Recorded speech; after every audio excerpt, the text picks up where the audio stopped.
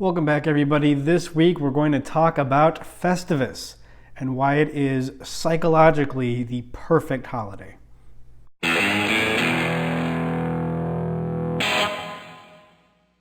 You guys know I'm a big fan of Christmas. What's not to love? Goodwill among men, trees, lights. Yeah, bringing light, bringing the most light to the darkest day of the year. Overwhelming symbolism. But the problem with Christmas is that, it's kind of vague and confusing. I mean, that's the meaning I bring to it. But what about Christianity and Jesus, and you go and watch a Christmas Carol and somehow being rich is wrong? How does that fit with goodwill among men? But you know what holiday is not confusing in the slightest? That is, of course, Festivus. Not invented by Seinfeld, but introduced to our culture through Seinfeld, through the character of George's father.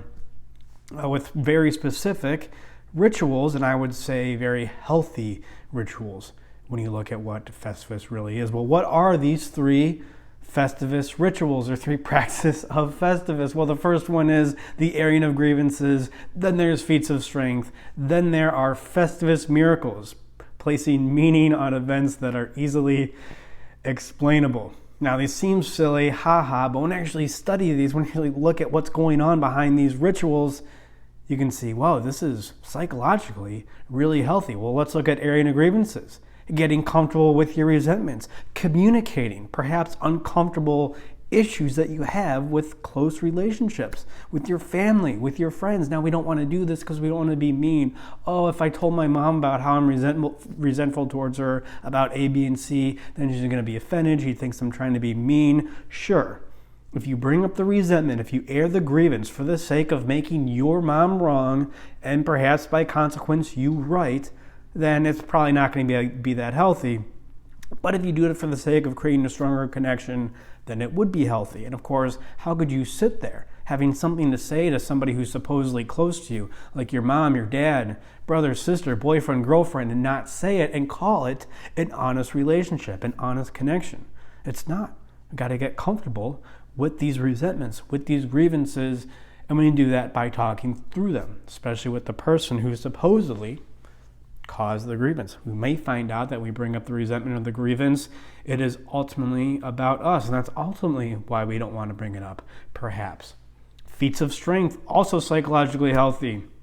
It gets us comfortable with competition. And what's so great about competition is it allows us to look at ourselves, to bring awareness to where we're weak, to where we're strong. We are more honest with ourselves after a competition, whether we win or lose. And then with competition comes conflict, and as we get more comfortable with conflict, we become more comfortable with it. And I think it's a cultural issue right now that we just have a difficult time with, culturally. Becoming comfortable with conflict, becoming comfortable with our anger. And I think that's why anger has a negative connotation, perhaps why you go back to the previous ritual, resentments and grievances have a negative connotation because we're so not used to the anger, to the resentment, that when it does come up, it's a novel load on our psychology. We don't handle it very well. It comes out as hostility, which, again, reinforces the false belief that there's something wrong with anger. No, there's nothing wrong with anger. Anger is a healthy thing. It's just in how you are using it. And then Festivus miracles, creating meaning out of easily explainable mundane events. Well, how could this be healthy? Well, this is what Jung talks about with synchronicity. A lot of people misunderstand synchronicity. They think that Jung really thought the universe was physically conspiring for you, creating meaningful events so you can easily place meaning on them. That's not what synchronicity is about. It's about you placing meaning on, like Festivus, easily explainable, just coincidental events. Let me give you an example. An old client of mine had an alcohol problem, and as he was going to seek treatment, as he was first taking the very grave step of seeking treatment for his substance abuse, what happens? He runs into an old college buddy who hasn't seen in maybe 20 years. Now, because he ran into that college buddy, he made meaning out of the event, and he interpreted it as, oh, I must be on the right track because I saw this old college buddy. It was great seeing him as I was on the way to get treatment for my alcohol abuse. Now, Was the college buddy, did he show up? Was that a coincidence? Yeah, probably. But the fact that you can make meaning out of it, that shows that you can, by creating awareness out of your life, you're much easier, to put meaning on it, which makes your life important, which makes the change, it's the change is going to be that much more likely to happen when it becomes meaningful, and you don't see the college buddy and go, oh, that's just a coincidence, who cares, right? And even Festivus as a whole, maybe not Festivus itself, but the creation of a new tradition, of a new holiday, could be seen as a microcosm for individuation, what Jung called individuation, which is more than simply becoming a unique individual. Of course, that's part of it. But while becoming a unique individual, you realize at the same time how you're just like everybody else. And that's what a tradition is. That's what these Festivus rituals are. These three psychological pillars that all people can relate with, but we create our own thing out of it. I mean, that's right.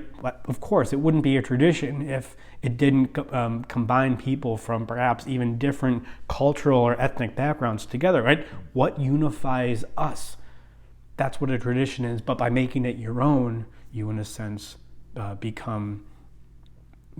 go further along the process of individuation. That's exactly what we do here at Animus Group. I mean, Animus Group is a celebration of these Festivus rituals, of these Festivus traditions, the airing of grievances. We get comfortable with our resentment, we get comfortable with our anger, so it's more easy to go out and express it in a healthy way to the people who matter to us the most, creating better connections, becoming more comfortable with ourselves. Festivus miracles, we create meaning by bringing awareness to our lives through talking about what's going on in a helpful way, not in a self-indulgent, self-absorbed way, but in a helpful way. You learn how to do that in Animus Group. By creating more awareness through that process, you inevitably create meaning out of your life simply by becoming more aware of it. And we may not have feats of strength in Animus Group, but what's the point of the feat of strength is to bring awareness to our life, to get more comfortable with our anger. And of course, that's exactly what we do here. Sign up, Animus, animusempire.com/group. It's a festival. It's a Festivus celebration all year round. Thank you for watching, guys. That's it for this week. Please like and subscribe. And always remember that Festivus, if nothing else, it's a lot of fun, and that may be exactly why it's psychologically healthy.